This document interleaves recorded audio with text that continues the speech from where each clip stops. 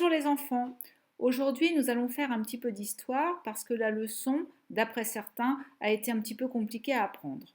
Alors je vais essayer de vous la résumer. Nous allons donc parler de Clovis et de Charlemagne.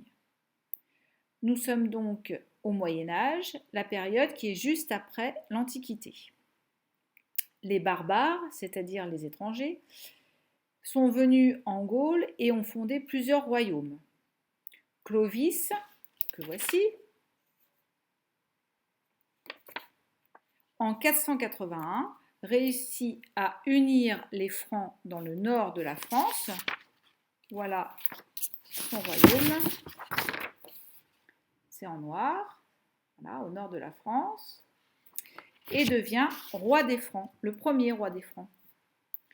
Clovis croyait en plusieurs dieux, mais sa femme Clotilde était catholique. Alors elle lui demande de se convertir, c'est-à-dire de devenir lui aussi catholique et de croire en Jésus-Christ, en un seul Dieu. Il le fait. Il se fait baptiser en 496. Et cela va faciliter la conquête de nombreux territoires. Puisque regardez, à la mort de Clovis, il y a beaucoup plus de noirs sur la carte. Le territoire s'est agrandi. À la mort de Clovis, en 511, ce sont ses fils qui se partagent son territoire. Et ça va d'ailleurs débuter la dynastie des Mérovingiens, c'est-à-dire que de père en fils, ils vont avoir le pouvoir et ils vont s'appeler les Mérovingiens. Mais comme ces fils se battent pour avoir plus de territoire, ils vont s'affaiblir de plus en plus et avoir de moins en moins d'autorité sur le peuple. Au 8e siècle, Pépin le Bref, lui, prend le pouvoir et devient roi. Après sa mort, son fils, Charlemagne, lui succède et agrandit le territoire. Et il veut que le peuple soit chrétien, catholique. Alors le pape, pour le remercier de ça, le pape qui est un peu le chef des catholiques, va sacrer Charlemagne empereur en 800. Mais Charlemagne est malin, et pour bien contrôler son territoire, qui est très grand, très vaste, regardez, il va envoyer des comtes, C-O-M-T-E-S, des comtes, pour surveiller les différentes régions. Et comme ça, il garde l'autorité sur tout son territoire. Voilà Charlemagne.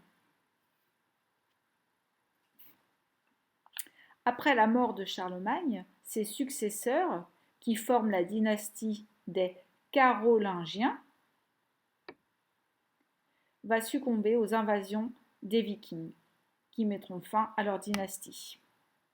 Donc si vous devez résumer la leçon de Clovis et de Charlemagne, en fait, vous faites une carte mentale ou une frise chronologique comme on avait appris à faire, et vous voyez que vous avez Clovis en 481, Charlemagne vers les années 800.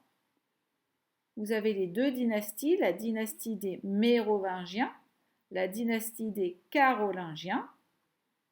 Et là, vous avez résumé à peu près la leçon. Voilà, j'espère que vous avez un peu mieux compris la leçon. Je voulais juste rajouter quelque chose. Quand je vous montre les représentations des différents rois, Charlemagne, on voit qu'il a une armure, c'est un guerrier, il est représenté avec une armure. Il a beaucoup agrandi le territoire. Clovis, Pépin le Bref.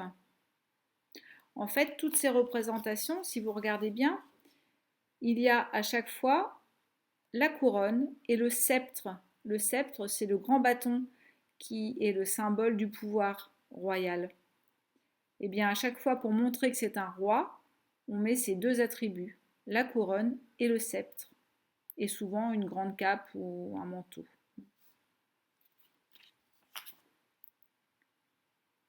Voilà, donc on peut facilement les reconnaître. Allez, je vous dis à demain pour une nouvelle vidéo.